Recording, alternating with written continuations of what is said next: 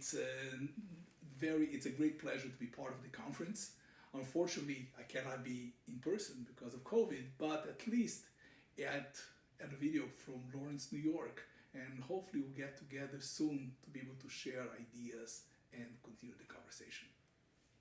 In the late 19th century, Orthodox communities in Central Europe that had originally been completely opposed to Wissenschaft des Judentums, even after such rabbi scholars as Israel Hildesheimer and David Zvi Hoffman had adopted it for more traditional purposes, nevertheless began to adopt their own version of Wissenschaft des Judentums, Chochmat Israel. One of the primary proponents of this newly developed Orthodox Wissenschaft, which found followers in Frankfurt and eventually in Eastern Europe, was Rabbi Yitzchak Isaac HaLevi, 1847-1914, the author of the Orot Rishonim, the most extensive history of the time written from an Orthodox perspective. Both HaLevi and his contemporary Hoffman were renowned Talmidei Chachamim, historians and critical scholars. Hoffman grew up studying in Hungarian yeshivot and HaLevi in Eastern European yeshivot. Though HaLevi, except for his time in yeshiva, was an autodidact, and Hoffman was a PhD from the University of Tübingen, both men's writings combine Wissenschaft-style investigation with great Talmudic erudition, while remaining committed to certain traditional positions that many early Wissenschaft des Judentums scholars had tried to refute. Although the two men shared many common traits, their attitudes toward historical and critical research, and thus their legacies, could hardly have been more different. Rabbi Yitzchak Isaac HaLevi was one of the 20th century primary architects of contemporary Orthodoxy. HaLevi was mostly a self-taught scholar who led an eventful and varied life with many intellectual and political achievements. He wrote the Orot Rishonim, the first generations, the most comprehensive history of the 20th century, dominated by an Orthodox viewpoint. He also became one of the founders of Agudath Israel, an international Orthodox Jewish body that aimed and ultimately succeeded at centralizing the leadership of the various Orthodox and traditionalist communities around the world. HaLevi was born into a prominent traditional family in Russia in 1847 and was raised and educated in yeshivot in Eastern Europe, especially in the famous yeshiva in Volozhin, where he was later appointed to the administrative role of Gabbai. He soon developed a reputation as a prodigy in Talmud and came to be seen as a respected Talmid Chacham. Indeed, the first book HaLevi wrote was a collection of novelai chidushim in the traditional rabbinical and analytical style entitled Batim Labadim, Holders of the Poles, a reference to the carrying of the tabernacle's table in the desert. The book engaged in complex issues of chazakah, halachic concept entailing a factual legal presumption based on previous behavior. But his life took a significant turn when, upon his arrival in Germany around the turn of the 20th century, he decided to pursue a scholarly career at a key point in the history of Jewish scholarship. This was not long after Jewish academics, adherents of the school of Wissenschaft des Judentums, had begun to explore the questions of the origin and formation of the Talmud, the foundational text of the Jewish oral tradition. These inquiries raised alarm among Orthodox and traditional Jewish leaders in Central and Eastern Europe.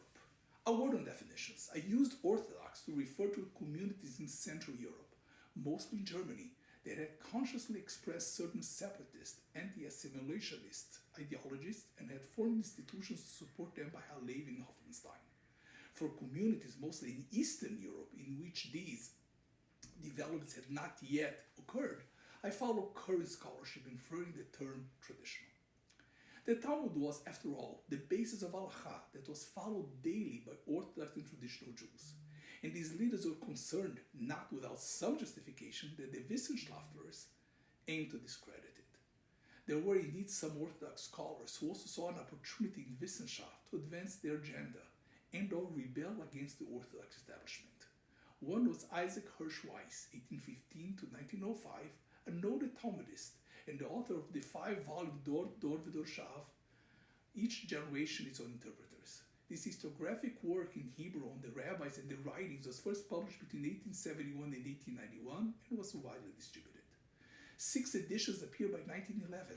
Weiss's large audience included lay people and many yeshiva students. In fact, he had studied the yeshivot at Trebish and Eisenstadt and had been offered a position in a number of yeshivot near his hometown. Great rabbinical authority of the time endorsed and praised his publications. 2 Midrashei Halakha, the Sifra, a Midrash on Leviticus, with his introduction and notes, published in 1862, and the Mechilta, with his introduction and notes, published in 1865. Talmudic scholars were willing readers of these works. Once his critical approach was noticed, however, Weiss had to abandon his career as an Orthodox rabbi. The earlier approbation of his work by Rabbi Lezer Halevi Horowitz, published in the first edition in 1862, was edited in the 1947 edition to exclude Weiss's name. Weiss's engaging style made his book uniquely powerful. He employed a critical approach to rabbinic sources, discussing the development of halakha and placing it in historical context, a signature characteristic of Wissenschaft des Judentums. Dorf Dorshab described the history of Talmudic and oral rabbinic literature and explored the characters of the primary sages. Although Weiss agreed with the Orthodox claim of Torah Sinai for the written and oral laws, his critical portrayal of the characters of various sages and his claim that the oral law had developed and changed through the ages challenged the reigning traditionalist view and raised doubt about the value of the oral law in traditionalist circles. Rabbi Chaim Oizer Grodzinski lambasted Dor David Orshav in his approbation of that Lifshitz Dor Isharim, referring to Weiss' work as containing, and that's one on your handout, libertine criticism focused on weakening the basic foundations of the oral law, and accusing it of having taken root even in places Torah thrives and is dear to her students, bringing in its wake the forgetting of Torah and the abandonment of Judaism. On the other side of the spectrum, Israel Hildesheimer is a proponent of Wissenschaft as an ideal tool to strengthen religion and preserve its practice. He believed that Torah study and scientific research shared a common aim, the pursuit of truth. In 1873, Hildesheimer founded the Rabbiner Seminar in Berlin. In 1883, it became known as Das Rabbiner Seminar zu Berlin. He wrote that it would aim, and that's two in your handout, to make science hitherto unable to make peace with traditional beliefs serviceable and fruitful to the knowledge of Torah, and through its methods enrich and advance true Jewish knowledge. Hildesheimer shares some of the other more liberal scholars' goal of using Wissenschaft to raise the dignity of Jewish practice and scholarship. But unlike his liberal counterparts, he believed that Wissenschaft des Judentums could be made compatible with traditional belief and used to fight religious reform. One of the most prominent scholars and teachers at the Hildesheimer Seminar and a member of the original faculty there was Rabbi David Tzvi Hofman, Halevi's contemporary. Likewise, Hofman had smicha and engaged in both traditional Jewish learning and academic study of rabbinic law. Hofman was, however, also criticized within many Orthodox circles for his scholarly work. Though initially most Orthodox and traditionalist leaders, except for those at the Hildesheimer Rabbinic Seminar, opposed Wissenschaft des Judentums, the Orthodox and traditionalist communities struggled to contain the spread of Wissenschaft even among those they considered the faithful. Even the comparatively insular yeshivot of Eastern Europe could not keep out various products of Wissenschaft. Along with Weiss's work, Gretz's History of the Jews, for example, was translated into Hebrew by Shaul Pinchas Rabinowitz and published in installments from 1888 to 1898, reaching a wide audience. Gretz's claim of a middle-of-the-road ideology coupled with the fact that he was a former disciple of Rabbi Samson Foer Hirsch, head of the Orthodox community of Frankfurt, Germany, made him especially threatening. With the publication of these and other popular works, Wissenschaft des Judentums made significant inroads into the traditional community and began to affect yeshiva students in Eastern Europe, making it quite difficult for leading Eastern European rabbis to follow Hirsch's path of condemning the growing field without offering an alternative. The time was ripe for the development of an Orthodox Wissenschaft that could be used to advance and validate Orthodox traditionalist ideologies. Halevi thus found himself in the right place at the right time to pioneer this Orthodox Wissenschaft and apply it to the Talmud. He arrived in Germany and decided to pursue a scholarly career just as the Orthodox need to address Wissenschaft was growing urgent. Halevi's arrival in Germany inaugurated a new era in the Orthodox community and paved the way for a novel reconciliation between the values of the Torah and Wissenschaft des Judentums. Halevi's Orthodox approach to Wissenschaft combines some of the scholarly sensibilities of the Central European form while retaining the perspective of his Eastern European background and with its sometimes apologetic tone aimed primarily at an Eastern European audience. He eventually came to be one of the greatest exponents of this newly developed Orthodox Wissenschaft. What were its characteristics? Its scholars sought to respond to Wissenschaft des Judentums by claiming a similar search for objectivity. In writing Jewish history, however, they preferred Jewish sources to the exclusion of most others, and they believed in the continuity of Jewish history from the days of the Bible until their own time. Halevi's writings similarly extolled objectivity in the finest Wissenschaft tradition, but he also much preferred consulting Jewish sources to any alternatives. and he often argued that Jewish practice had not changed much between the biblical period and his own time. For example, in contrast to most practitioners of Wissenschaft des Judentums, who worked to show that both ancient rabbinic law and more modern halakha were the products of historical development, Halevi argued that the history of the Talmud lacked dynamism and creativity. Instead, he argued that the Talmud tradition was mostly a static one, in which the earliest texts were definitive and any later interventions by the rabbis were fairly insignificant. Halevi often expressed this opinion in the Dorot Rishonim, as can be seen in this excerpt 3 in your handout. The Jews, however, have no new Torah and no new Judaism. What was from the earliest times is what we see in the latest times, and what is found in scriptures, what is found in later homiletics, and the behavior of Elkanah, Samuel and David was no different from the behavior of all Israel until the end of the Second Temple period, and is identical to what we have inherited in the tradition and to what was recorded in the Mishnah. In Halevi's view, it was of paramount importance to establish the antiquity and the integrity of tradition, because they could validate the Orthodox claim against reform in the broad sense. Not only the reform movement, but also the positive historical school of Zacharias Frankel, the forerunner of American conservative Judaism. To support this framework, Halevi argued that the oral law was transmitted without any creative development or human input. To this point, Halevi argued that even rabbinic practices like prayer and the study of text were the same in First Temple times as they were in rabbinic times. He went so far as to claim that synagogue practices such as repetition of the Amidah prayer were performed in the First Temple period, and the repetition of prayers by the Chazan dated from the earliest biblical times. Although the Talmud in B. Yoma 28b quotes as Agadah similar concept on the subject of Abraham's observance of later rabbinic edicts, Halevi was unique in taking this idea as historical truth. He also saw continuity between this First Temple period observance and the halakha of his own time.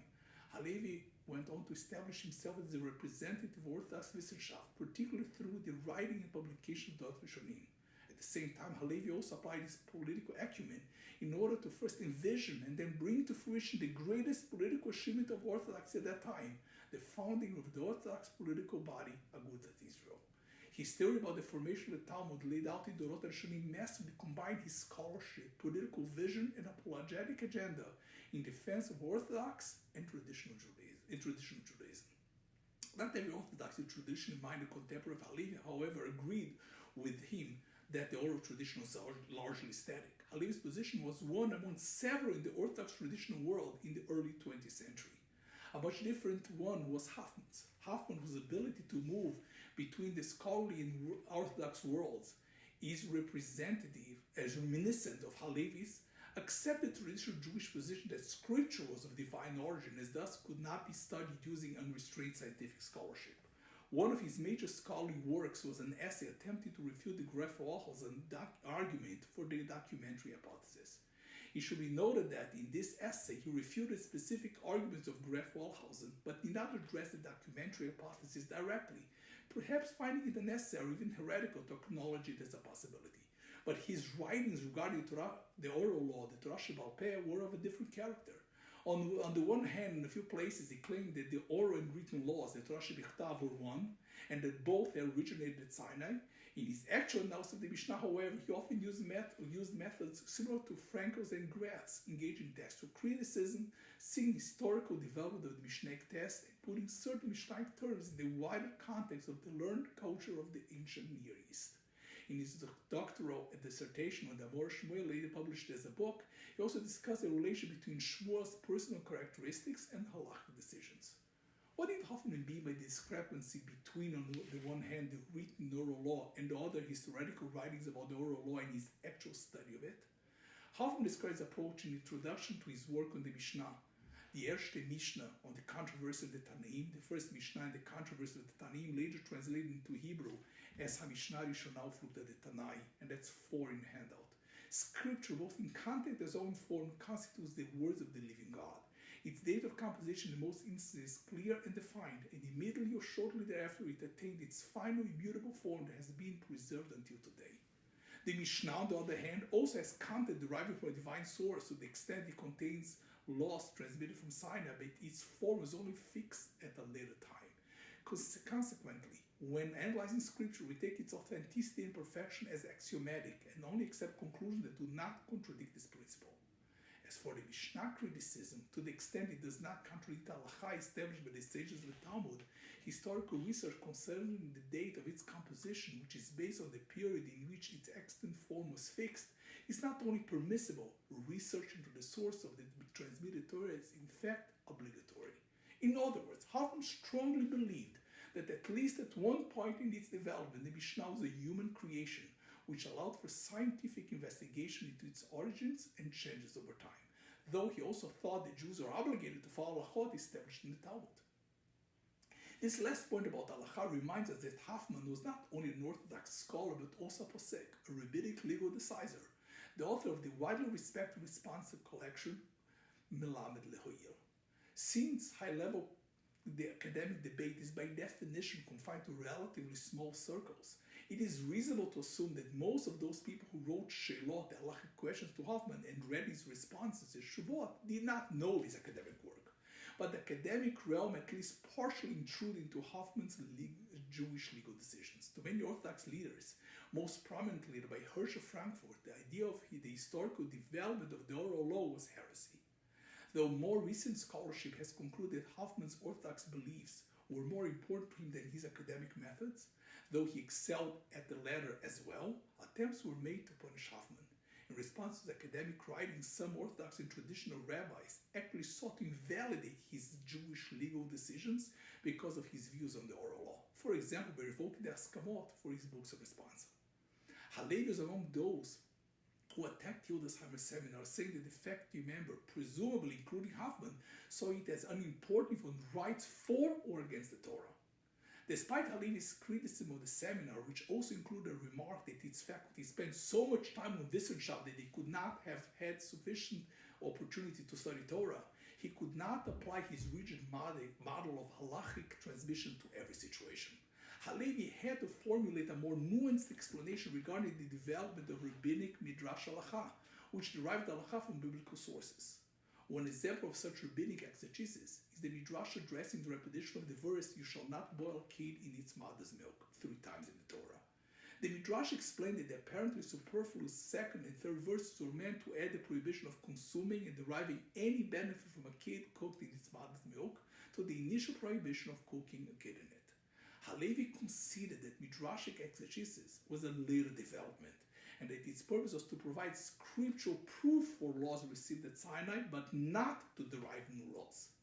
This more nuanced view was still at odds with those of medieval rabbinic authorities, such as Maimonides, who clearly believed that there was a creative midrashic process. According to Maimonides, the rabbis derived a substantial portion and possibly the majority of the law by creatively employing exegetical devices such as the 13 midot, exegetical rules of Rabbi Ishmael. In claiming that the law should thus be defined as rabbinic and not from Sinai, Maimonides departed from the earlier rabbinic conception of a static halakha, termed the retrieval model by Moshe Harbatal, which depicts the entire body of oral law as having been received by Moses and transmitted through a continuous chain of scholars. Maimonides was the first to claim that the rabbis introduced novel interpretations to the Torah and made creatively derived contributions to the halachic process. As Halbertar explains, and that's 5 on your handout, he views the halachic process cumulative, each generation adding substantive norms derived by their own reasoning to the given revealed body of knowledge. Halevi, in his relentless attempt to create the illusion of rabbinic consensus that aligned his view of an unchangeable tradition, forcibly reinterpreted even Maimonides' view as agreeing with the statement of Nachmanides, Rabbi Moshe ben Nachman the Ramban, 1194-1270, that all Jewish law is biblical and transmitted from Sinai. In Halevi's Weltanschauung, there was no room for a perspective that allowed for innovation. In his view, the rabbis never created law. Their role was limited to transmitting traditions taught at Sinai and applying exegesis to find allusions to the tradition in verses of scripture. This position is essentially the opposite of Hofman's on the same point as just described. Given Halevi's insistence on the antiquity and the immutability of the oral law, it is striking that in Dorot HaRishonim, Halevi sometimes criticized traditional rabbinic sources when he thought that they had reached mistaken conclusions. He justified this criticism by explaining that since the sages' priority was searching for halachic truth, they may have occasionally erred in matter of historic accuracy. While Halevi often softened his criticism with wording such as his meaning is obscure, with all due respect, he did not always proceed so gently. Regarding the high medieval Tosafot, who often used creative dialectical arguments to explain apparently contradictory early rabbinic opinions, Halevi said that they explained nothing and made up new homilies which have no basis. Halevi feared that any legitimization of creativity would lead to anarchy and reform and would threaten the basic foundations of orthodoxy.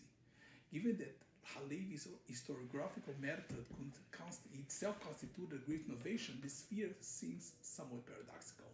As Halevi himself noted numerous times, early rabbinic authorities did not have a historical consciousness. Thus, they often presented anachronistic accounts. Rabbi Avraham Yitzchak Cohen Cook, Halevi's friend and regular correspondent, insightfully noted, and that's 6 in the handout, you remark that we need to be extremely careful about applying new approaches.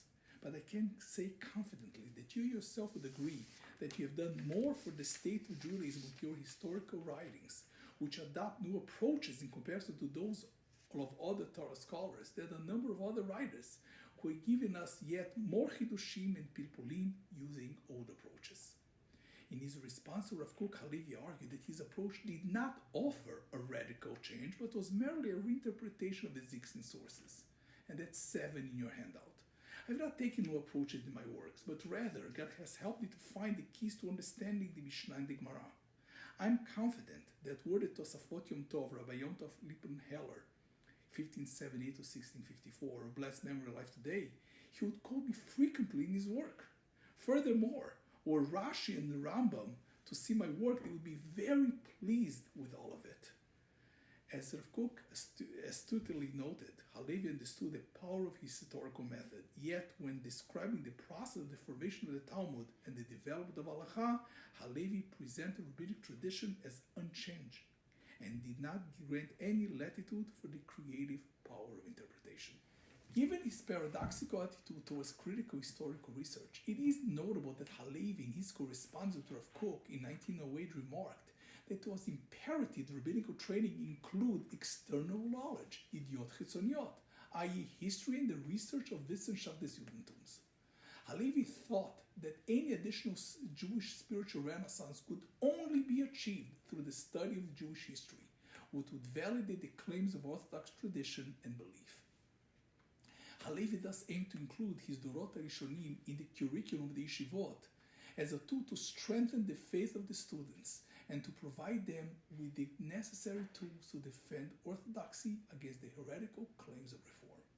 He noted his satisfaction that Dorot HaRishonim had been included in the curriculum of the Lida Yeshiva by Rabbi Yitzchak Yaakov Reines, 1839 to 1915. He described his goals to his friend and confidant, Rabbi Hyman Kotek. I'm full of satisfaction. For it, my book will begin to be learning the yeshivot is to fulfill my primary goal, and God will give me the privilege of having contributed to the repair of the paths of Torah in Israel. The contradiction in Halevi's work and now resulting inability to characterize it merely as apologetics demonstrate the difficulties Halevi faced as an historian of the oral tradition in the late 19th century and early 20th century, who also considered himself an extremely dedicated advocate for orthodoxy.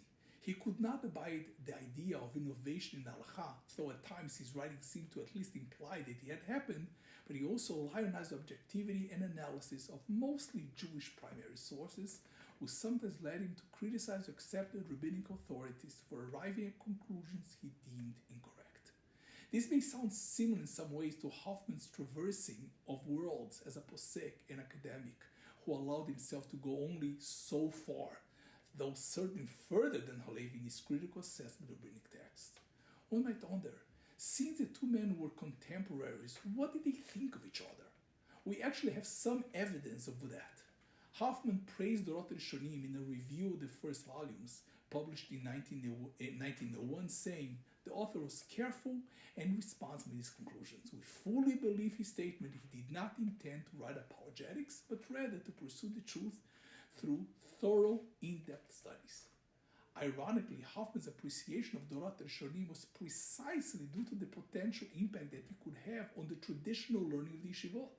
For in his view, unlike Halevi's approach, the learning of history had an important role in Talmud Torah As he noted in his review to Dorot Rishonim, and that's 8 in your handout, we see an even more important aspect, as this book will demonstrate also to the greatest Torah scholars, that in order to properly understand the Talmud, both the Bavli and the Yerushalmi, there is a need to have historical knowledge and conduct historical research.